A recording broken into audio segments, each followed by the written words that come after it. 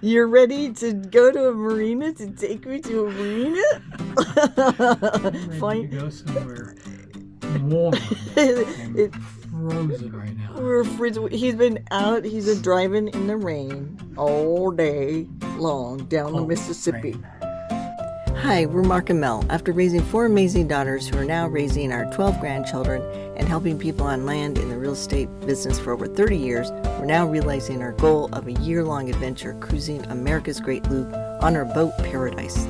This is a 6,000-mile journey through waterways that include the Atlantic and Gulf Intercoastal Waterways, Great Lakes, Canadian Heritage Canals, and inland rivers of America's Midwest cities. Join us as we navigate over 100 locks, explore cities large and small, and experience an unforgettable journey through America's Great Loop.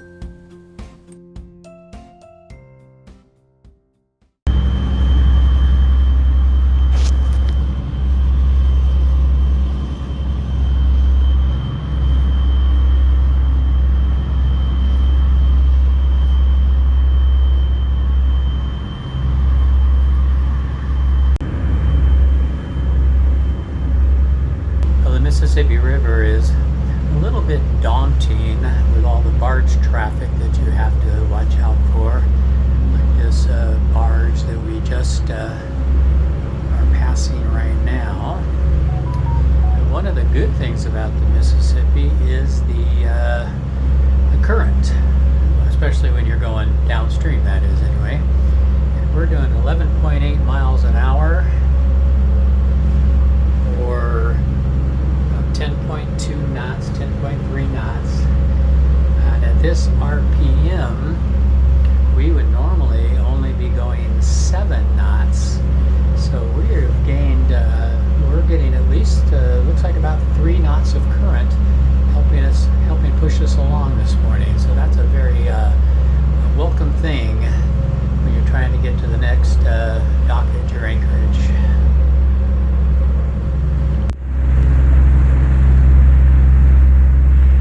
Along this area we have some really large chevron-shaped wing dams along our starboard side. These are by far the biggest ones I've seen. The good thing is that the water is very low and these are visible, clearly, obviously, because they're sticking way up above the water. If the Mississippi were at its normal height, these could be underwater and we would not be seeing them at all. In fact, there's some more over on this side, on the port side. Big ones over there that you can see. And so it's a little bit of a blessing that the lakes or the river's low and we can see them. And there's no chance of us hitting them because it's a relatively common thing for somebody to get a little out of the channel and hit those things. For instance, this buoy here, the green buoy that I'm looking right at there, that is the starboard side, or the right side of the channel. That's the edge you should not go beyond to the right. And look how close those wing dams are. Could you imagine if you missed that by 20 or 30 yards and hit those wing dams just under the water level? Ew. We actually have some friends we're traveling with that happened to them last year.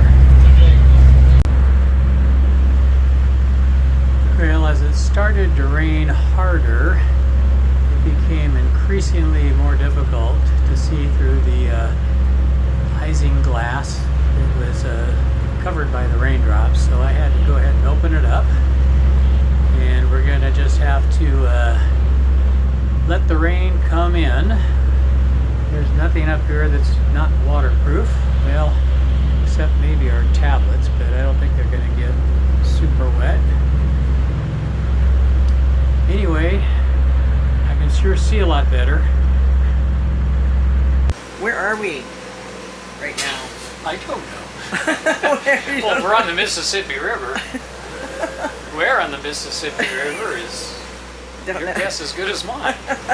Following I know where sunshine. we're going. I know where we're going. Yeah. Chasing sunshine. Chasing 80. So, yeah, we're headed from Kaskaskia to we're heading from the Kaskaskia River, where we spent the night at the lock and dam there. There's a place for us to tie off. right. And we're traveling about 65 miles to the Little River Diversion Canal, which is at Anchorage. We'll be on the anchor tonight, just off the Mississippi River. Yeah, just off the Mississippi. It's supposed to be a good spot for anchoring, pretty deep. But the turbulence here as you round the bend, Mark said, is really strong. So it's kind of pulling the boat back and forth. You can see it from here, actually. But have you seen any barges or anything yet? We've passed 6 or 8 of them since we started this morning. Most of them you weren't up here to enjoy. Oh boy. Yep, I was down trying to get the second leg of our loop uploaded, and it is, oh actually it's the first. It is the first leg, but it is uploading things right now. Probably because all this cloud cover, I don't know. But it's very slow. So we'll let you know if it clears up at all.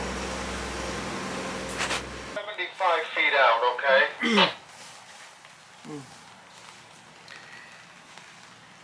There was just a couple of us, and now there's Okay, we have 75 feet out now. 1, 2, 3. Okay, can you get something on land that you can look at, and did it feel like it stopped you when the hook bit? 5 of us now. In this little cove at Girardeau?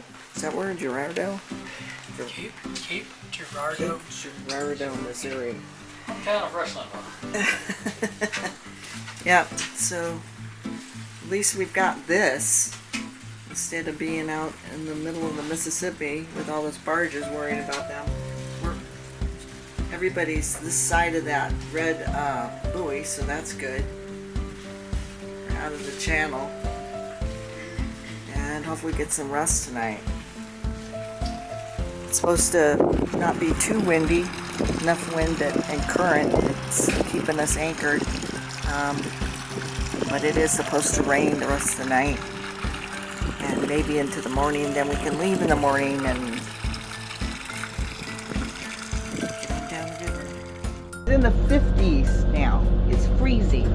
They're trying to get as far south as possible, but everybody's done. The 3 buddy boats that we're with, they're done. So we're all gonna anchor here and start again in the morning because we're freezing. It's only like 3 o'clock, I think, but there's not a lot of anchorages south of here. It's just not a lot. So that's why everybody says once you go to Hoppies, fuel up, because who knows when you're gonna anchor out again safely or raft up, or there's just no marinas. So we are turned on the generator. We're gonna warm up and catch up with some maybe reading. I've got this book that was given to me. Honey, let's get a boat. Honey, let's get a boat. Let's do the America's Great Loop. It'll be fun. We're having fun. It's an adventure.